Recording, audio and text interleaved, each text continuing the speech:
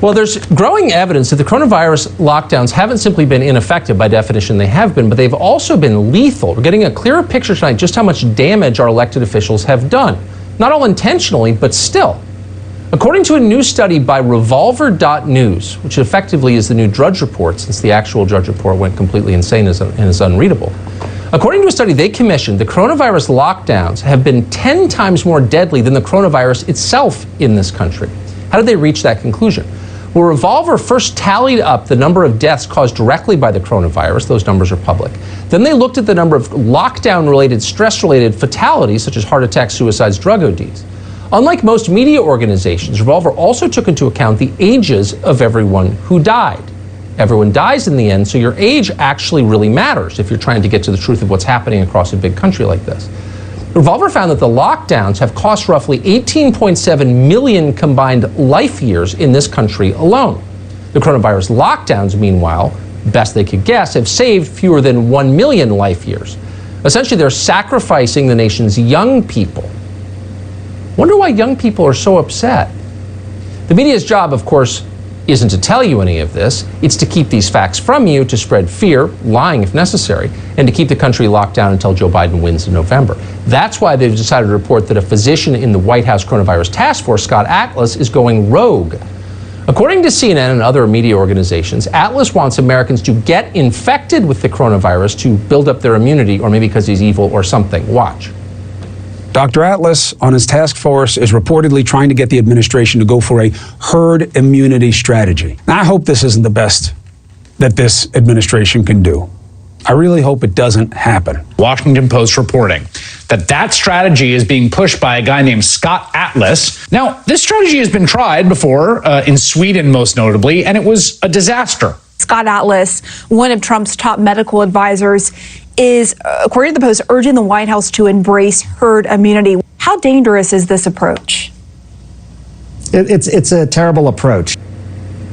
No one's benefited more from the lockdowns than the richest man in the world, Jeff Bezos. No one from BLM is protesting against him, you'll notice. So Jeff Bezos has gone after someone who's questioning the lockdowns. Is this true? We thought we'd ask directly. Dr. Scott Atlas is, as you've heard, on the White House Coronavirus Task Force, and he joins us tonight. Doctor, thanks so much for coming on. So just a straightforward question. Are you trying to infect more Americans with the coronavirus? Well, thanks for having me, Tucker. You know, the news is out of control, I think, because everybody knew. Maybe I didn't know because I'm not one of these Washington insiders. But news is, there's news, there's opinion, and there's overt lies. And that was one of those overt lies. I mean, it's the ultimate straw man to put a falsehood out there and then everybody attack the falsehood. There is no advising going on from me about wide open and a pursuing herd immunity strategy. I've never said that to the president. I've never said that to the task force. No one's ever said that to the president. I've never heard the president say that, and that is not a strategy here in any way, shape, or form. It's just an overt lie. But, you know, this is Washington, so I'm learning quite a bit. Nothing about the coronavirus, but I'm learning quite a bit about human nature here. Yeah, and certainly the way campaigns are conducted. Did someone from the Washington Post call you and ask you directly, is this true? And if so, what did you say? Yeah, well, I've never spoken to anybody from the Washington Post. I did issue a statement through the White House communications person, which they did put in the article after it was published. And despite me saying exactly what I just said, that I have never done that kind of advising, it's not part of a strategy. No one's advising the president on that, and that is not the president's strategy.